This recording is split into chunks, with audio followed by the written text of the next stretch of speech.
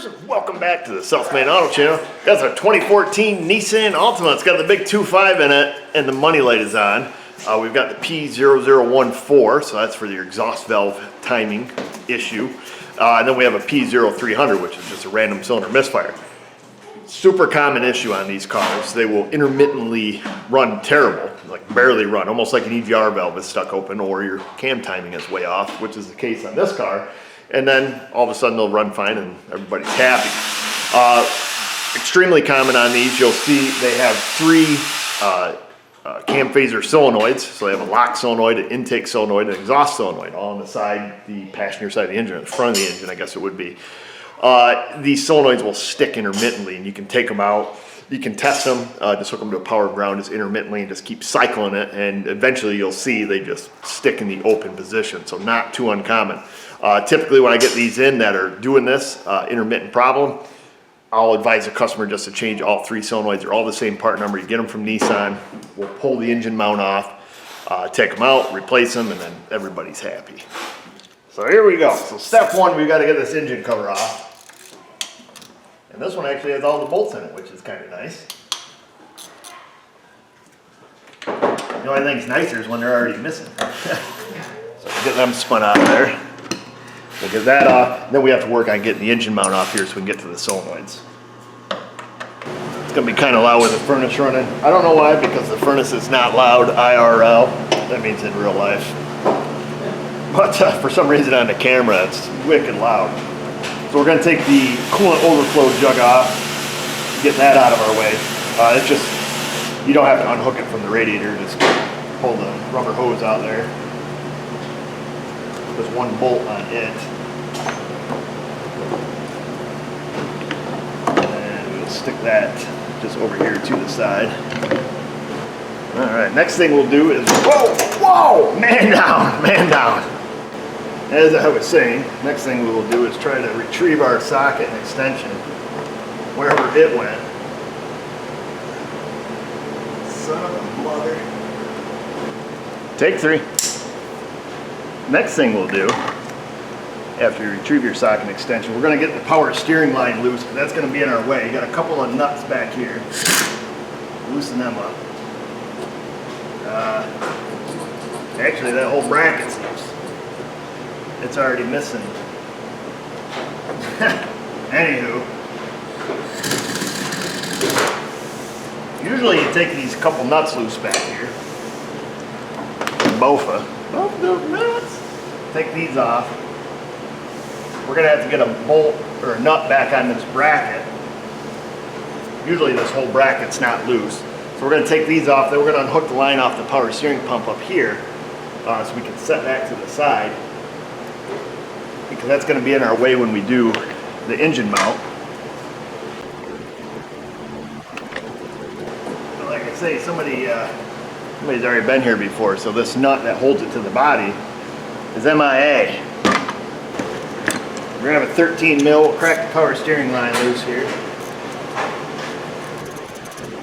Whoa, fella. So once you get the bolt out of the power steering, you're going to want to put a little diaper or a rag or something down here.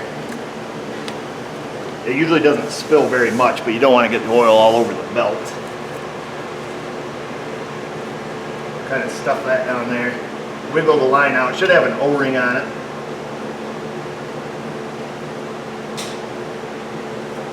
Not much of a mess. Just pull it up over top of the AC line. And then just kind of set it to the side. Like I say, it'll drizzle a little bit. And that's that. We're almost done. You can get to these solenoids without taking this mount off, but for the couple of minutes it takes to pull it off, trust me. You're gonna have to trust me. We're gonna loosen up the motor mount right here.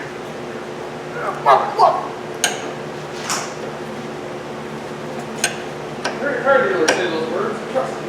Yeah. But all good car dealers say, trust me.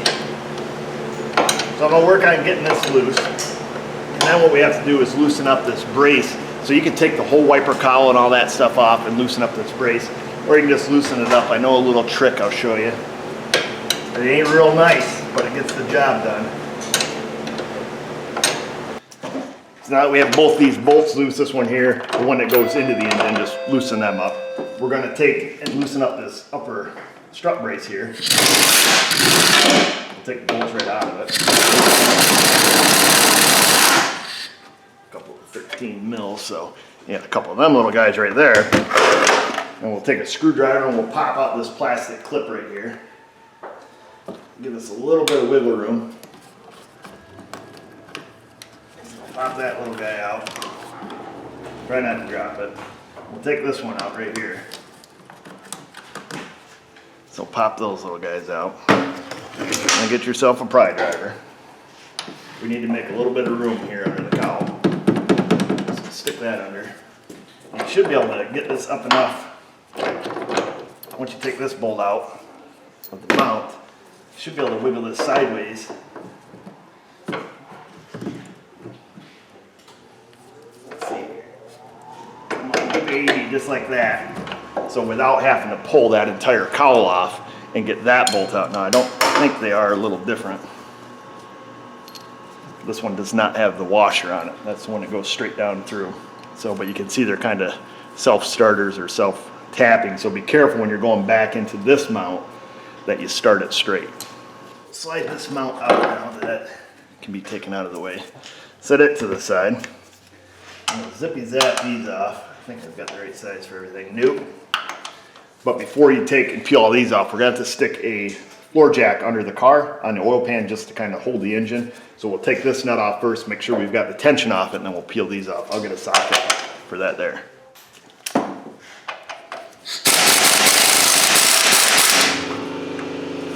Take that nut off. Get the floor jack, like I say, we'll just put a little bit of tension on it.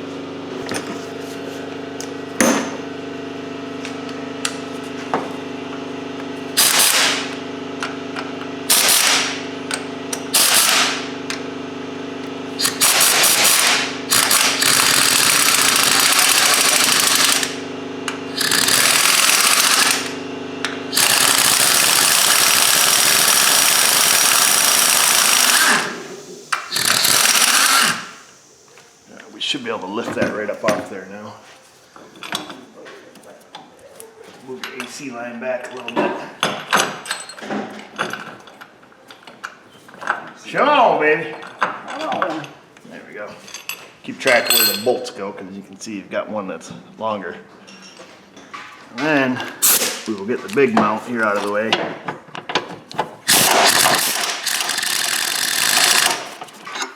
That bolt there.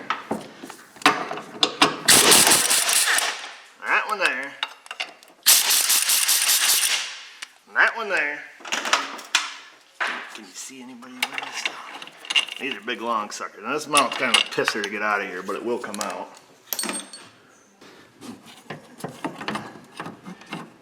She's got to sneak it up past the AC line over here. I think we need to jack the engine up a little bit more. I think it makes it easier. Let's see. Oh. Alright, we'll lift the engine up there just a little bit more. You gotta be ginger with it.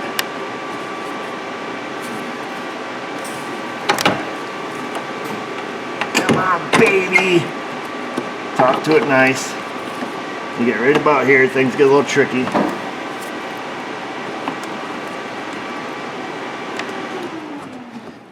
Come on, baby. Just like so, and that baby will slide right out. Now we can get what we came to get. So we have the exhaust solenoid here. I believe this is the lock, and then the intake back here. We just got to get the connectors unhooked from them. I'll probably get a pick. My fingers don't work as good as they used to. These connectors can be a bit of a pain in the hoo-hoo. Just had to move you. There we go. So just push in on the tab with a screwdriver. Now they're all the same. Just a little more difficult to get to the other two. But make sure you try to push that connector towards the solenoid before pushing in with the screwdriver.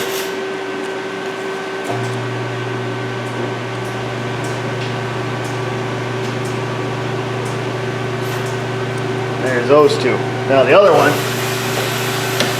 think, got to get a longer screwdriver or maybe a pick of the release tabs on the back side. And then we just have a couple of bolts that hold these in, these little 10 mils. Now, don't snap it off in the timing cover. If it doesn't feel right, just stop. Go get somebody. Now it's really loud here. We got an AC machine going. We got the furnace on.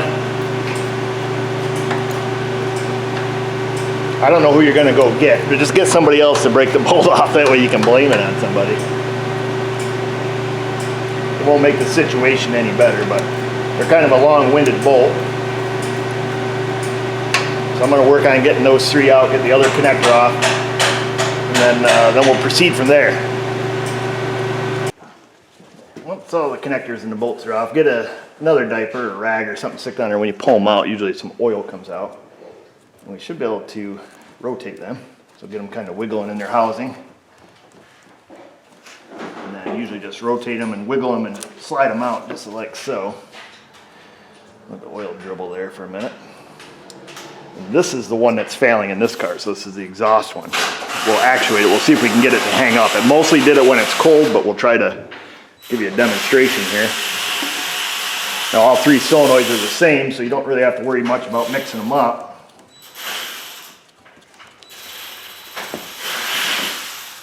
Like I say, make sure you have something down there to catch the goo. You get it on the belt, then the belt squeals and squawks and carries on. Now the intake one is a little trickier to get to. The intake one you can actually do without pulling the engine mount off. Like I said, I know guys that do them without pulling this off, but the time you get under there with extensions and stuff like that, it's kind of a pain in the neck. I find it just as easy to do it like this, in my opinion, but let's see if we can't get the intake one here to slide to the side. There we go. Let's get it down where we can get a hold of it. Kind of wiggle that out, just like so. Then we'll get the new ones. And on these, don't even bother messing with aftermarket, particularly Dorman. I think Aisin makes some. Those might work. The Dorman ones are absolute garbage. They're garbage when you put them in. Or if they're not, they will be shortly thereafter. That's one thing guaranteed. You say that swear word around here. Dorman. Figure out how to open these up, just like so. Slip them on out. I'll give you the part number on them. Like I say, they're all the same. Most any Nissan garage has a couple of dozen of these in stock. So then you can take a little bit of motor oil, just wipe it on the O-ring. You don't need a lot. These things slide in pretty easy. Back down in. Don't force it. Get it up there. When the O-ring gets there, just kind of wiggle it a little bit like that, and then put the bolts back in. So piece of cake. Now I would say if you have one of these cars and you're exhibiting these problems, but your car runs crappy all the time, you don't have like this intermittent condition, get it checked out prior to just winging solenoids in it. I think these are about 70 bucks a piece from Nissan. We have had these engines come in though where it is actually a mechanical, cam timing problem, whether it's the phaser on the end of the camshaft or it's actually jumped as a one we did now. We put a motor in one of these not too long ago, wasn't it, Jay? Yeah. That one actually had jump timing. Solenoids still work. You could still activate them. You could still, move the cams. But when we checked it in the lock position, the cam timing was off. Somebody had been in there and had their digits all over it. That one we ended up putting an engine in. These engines are pretty cheap from the salvage yard, and you can still get them relatively low mileage. So That one was 8. yeah. 9. Yeah, it was an older one, but it was a Southern car, so it was really nice shape. Wiggle that one in. So I'm going to go ahead and put the bolts back in these, get them all reconnected. We'll get the engine mount and stuff back in there. Pretty easy job. Just about done here. I did find a 6mm nut to put back on this bracket on the power steering line that was missing from. I'm going to snug that up. There's nothing wrong with the stud. I don't know where the nut went. Somebody must have been in here before us. Free tip for you when you're putting it together. I didn't mention it when we took it apart, but the bolts you take out of this cross brace up here, one of them is longer than the other, so make sure you keep track of that. If you didn't, the longer one is one that actually holds the strut in. So there's 3 of them that hold the strut, and then the shorter one is just bolts to the strut brace here. So keep that in mind. That way your strut doesn't fall out. Not that it would fall out, but. So we're just about done. Got everything put back on there. We need to tighten up the line on the power steering here. I like to do that by hand, just in case. Don't want to rip her down with the Ugga Dugga gun. And then when you're putting your engine mount back on, you'll see it'll have some telltale marks of where the bolts were originally. Adjust your floor jack, wiggle the engine, you know, do that accordingly to get it back where it was. If you didn't have any engine vibration problems or anything else prior, then you definitely don't want to when you're done. Make sure you torque everything to factory specs too. That's also of the utmost importance. And then we'll get our jug back in here. There's a little hole that lines up in this little tab down here.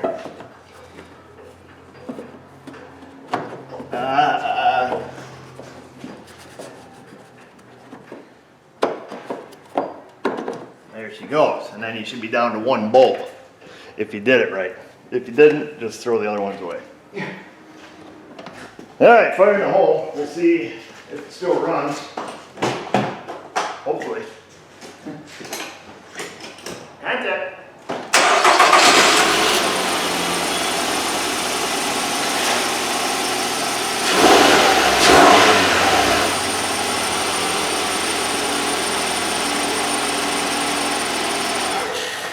There we go. Leave the key on. All we have left to do now, put the engine cover on. The other thing to keep in mind too, if the engine oil maintenance is really poor on the engine, this one was just done about 1,000 miles ago according to the sticker. You know, obviously check the oil, the quality. Sometimes these things will come in exhibiting these problems. They got no oil in them, or it's, you know, 10,000 overdue for an oil change. So before you just start winging parts at it.